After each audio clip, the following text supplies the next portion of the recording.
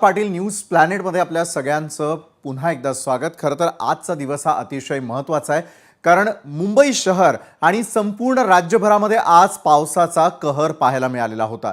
पावसाचा कहर इथपर्यंत आहे की तो अनेकांच्या जीवावरती बेतलेला आहे। अनेक ठिकाणी पिकांचं मोठ्या प्रमाणामध्ये नुकसान झालेलं आहे, तर अनेक ठिकाणी पशुधन देखील दगावल्याचं पाहायला मिळतंय।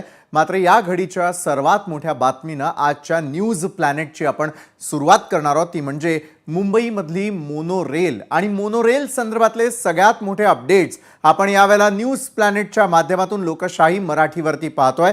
मोनोमधील प्रवाशांचं रेस्क्यू ऑपरेशन ही या घडीची सर्वात मोठी बातमी। महाराष्ट्राला आज अक्षरशः पावसानं झोडपून काढलेलं आहे। कालपासून सुरू असलेल्या पावसानं कुठल्याही प्रकारची उसंत घेतलेली नसताना याचा सर्वाधिक फटका हा मुंबईकरांना बसल्याचा आपल्याला पाहायला मिळतोय। रेस्ट ऑफ महाराष्ट्र काय घडलेलं आहे ते तर आपण पाहणार आहोतच, मात्र मुंबईमधली ही सर्वात मोठी या घडीची जी दृश्य आपण पाहतोय ती म्हणजे मोनोरेल संदर्भातली।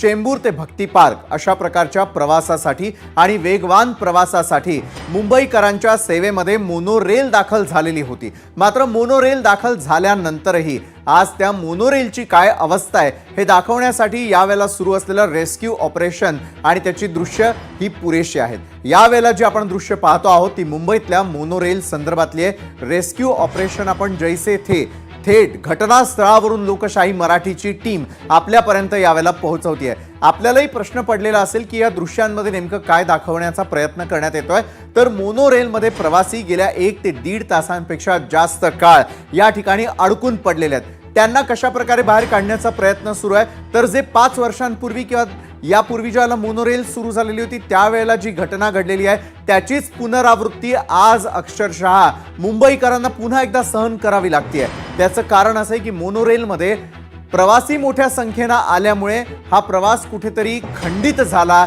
आणि त्यानंतर अडकून पडलेल्या प्रवाशांचा जीव अक्षरशः गुदमरू लागला। त्यानंतर रेस्क्यू ऑपरेशनसाठी या ठिकाणी 2 क्रेनच्या साहाय्याने त्यांना बाहेर काढण्याचे प्रयत्न सुरू करण्यात आलेले आहेत।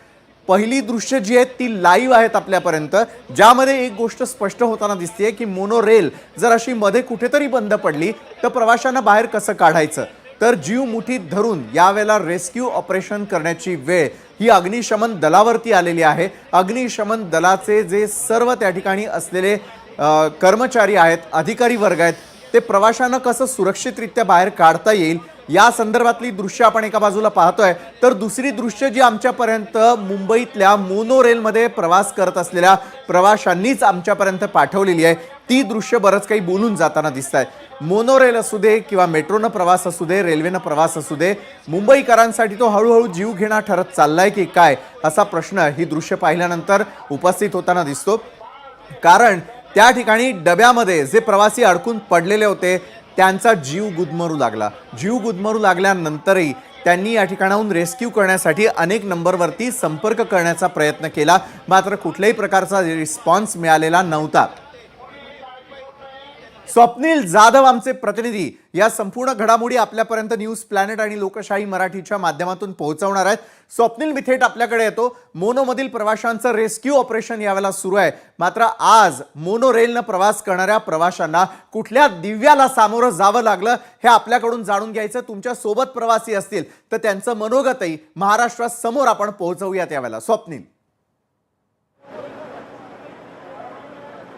नक्कीच विशाल सर, आपण जर बघितलं तर मोनोरेल जे आहे ती 6:15च्या दरम्यान बंद पडली होती। आज या ठिकाणी बघतोय 100हून जास्त प्रवासी या मोनोरेलमध्ये अडकले होते। एकूण 4 लॅडर जे आहेत, 4 शिड्या या ठिकाणी लावण्यात आलेल्या आहेत। एक ट्रॉली जी आहे महिलांच्या डब्यात लावण्यात आली होती। महिलांच्या डब्यात अनेक प्रवासी अडकले होते। आतापर्यंत जवळपास 50 पेक्षा जास्त प्रवासी आहेत, त्यांना रेस्क्यू करण्यात आलेला आहे। 4 वेगवेगळ्या डब्यांमध्ये हे 4 जे आहेत ते लॅडर्स लावण्यात आले। एक ट्रॉली आहे जी हायड्रोलिक ट्रॉली आहे, त्या हायड्रोलिक ट्रॉलीमध्ये महिलांना रेस्क्यू करण्यात आलेला आहे। तर दुसरीकडे आपण जर बघितलं तर या ठिकाणी अनेक प्रवासी हे अडकले आहेत, त्यांना या शिडीमार्फत खाली आणण्यात येत आहे। काही प्रवाशांशी आपण या ठिकाणी संवाद साधण्याचा प्रयत्न केला। जेव्हा हे प्रवासी खाली आले तेव्हा ते घाबरलेल्या अवस्थेत होते, त्यांच्या चेहऱ्यावर भीती होती, काहींना आनंद अश्रू सुद्धा त्यांच्या डोळ्यात तरळले। मात्र त्या आनंद अश्रूपूर्वी काही भीतीदायक अश्रू सुद्धा त्यांच्या डोळ्यावरती होते। आपण जर या ठिकाणी बघितलं तर पहिला हा जो डबा आहे यामध्ये आणखी प्रवासी अडकलेले पाहायला मिळतात,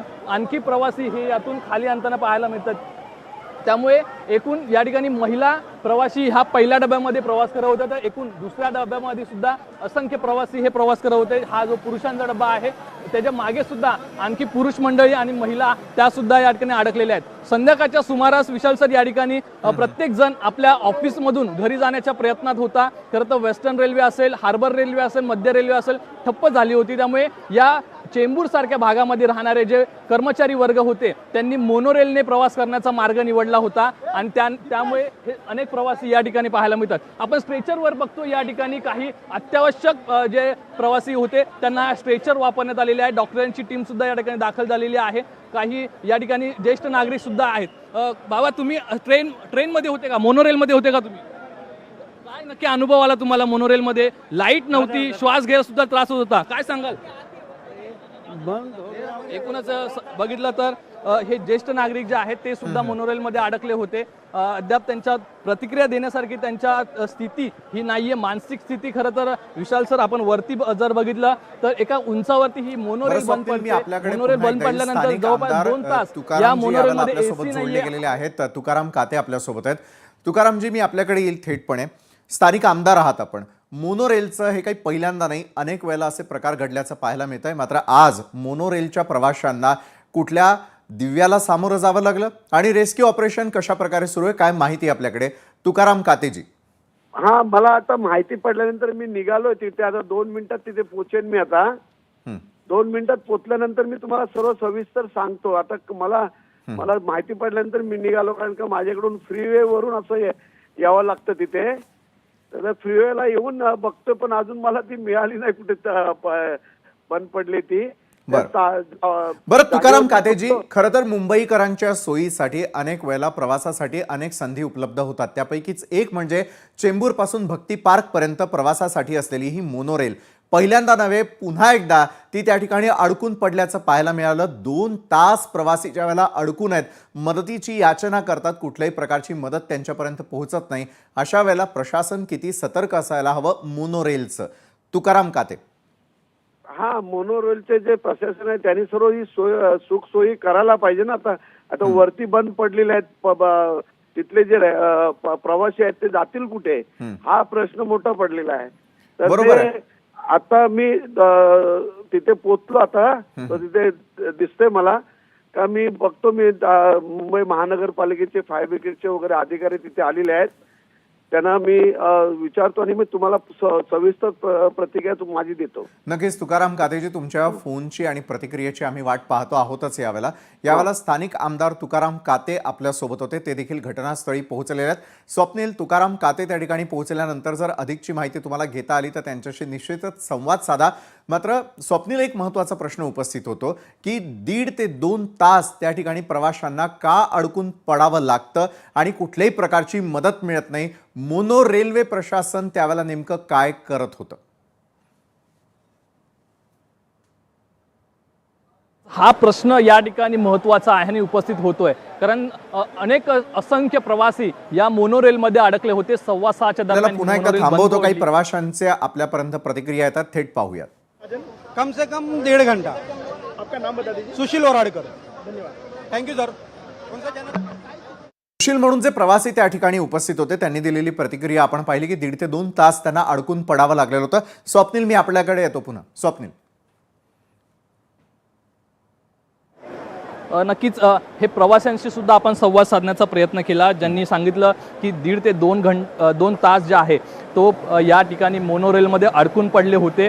आणखी प्रवासी महिलांशी सुद्धा संवाद साधण्याचा प्रयत्न केला, काहींच्या डोळ्यात अश्रू पाहायला मिळाले. मात्र प्रश्न हा उपस्थित होतो विशाल सर या ठिकाणी की 6:15 वाजता ही मोनोरेल बंद पडल्यानंतर अनेक सुज्ञ प्रवासी आहेत, शिक्षित प्रवासी आहेत, त्यांनी खरं तर मदत कार्यासाठी फोन फिरवले, मात्र त्यांना कोणतीही मदत तात्काळ मिळाली नाहीये. एकूण या ठिकाणी 2 तासानंतर हे मोनोरेलचे दरवाजे उघडण्यात आले आणि यानंतर त्यांना खाली आणण्यात आलं. मात्र 2 तास का लागला हा एक प्रश्न या ठिकाणी उपस्थित होतो. सुरुवातीला एक जी फायर ब्रिगेडची गाडी होती, जी खरं तर लॅडर होती, ती या ठिकाणी दाखल झाली होती. फायर ब्रिगेडचे कर्मचारी होते, MMRDAचे कर्मचारी होते, ते दाखल झाले होते. मात्र आणखी या ठिकाणी लॅडर आणण्यात आल्या, दरवाजा खोलण्याचा प्रयत्न केला. काही टेक्निकल सपोर्ट हा या कर्मचाऱ्यांना पाहिजे होता का, असा या ठिकाणी प्रश्न उपस्थित होतो. आणि का विलंब लागला हा सुद्धा प्रश्न या ठिकाणी उपस्थित होतो. त्यामुळे एकूणच जर पाहिलं तर अनेक कर्मचारी या ठिकाणी भयभीत आहेत आणि पोलीस सुद्धा या ठिकाणी या सर्व प्रवाशांना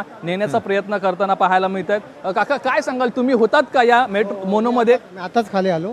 काय प्रकार घडला नक्की 6:15च्या मी 6:15च्या दरम्यान ट्रेन पकडली, मोनो ट्रेन, आणि साधारण 20 मिनिटावर आली भक्ती पार्क आणि याच्यामध्ये, आणि अचानक कलंडले एका साईडला डाव्या बाजूला, आणि सगळेजण घाबरले. तुम्ही रोज प्रवास करता या? आणि आजच आलो. या गाड्या ट्रेन बंद होत्या ना.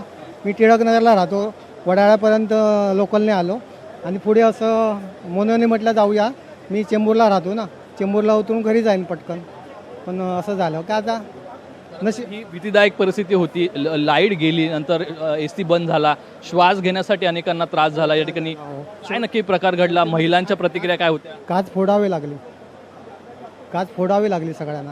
त्यामुळे मग नंतर मग सगळेजण व्यवस्थित झाले. पण 1 तास असा आम्ही काढला ना की अक्षरशः गुदमरलेलं सर्वजण. अनेकांनी फोन फिरवले पण त्यांना मदत मिळाली नाही. तुम्ही कुणाला फोन केला का? घरी फोन केला? आम्ही आमच्या ऑफिसला फोन केलेला, मग आमच्या मॅडमने वगैरे मंत्रालयात फोन करून मदतीचं एक अपेक्षा केली, मदतीचं सांगितलं, आणि आलं पटापट. तसंच झालं म्हणजे लवकर. आता मी तर सुखरूप आलो. सगळ्यांना घेत आहेत सुखरूप. सगळ्यांना धन्यवाद ज्यांनी सहकार्य केले त्यांनी. तुमचे मित्रमंडळी अद्याप अडकले? मी त्यासाठी थांबलो. दोघेजण माझे मित्र आहेत. विशाल सर, आपण बघतो यांचे मित्र सुद्धा अडकलेले आहेत, त्यांच्याशी आपण संवाद साधण्याचा प्रयत्न करू. मात्र तासभरानंतर मदत मिळाली असं यांचं या ठिकाणी म्हणणं आहे. मात्र अद्यापही हे रेस्क्यू ऑपरेशन सुरू आपण या ठिकाणी पाहतोय.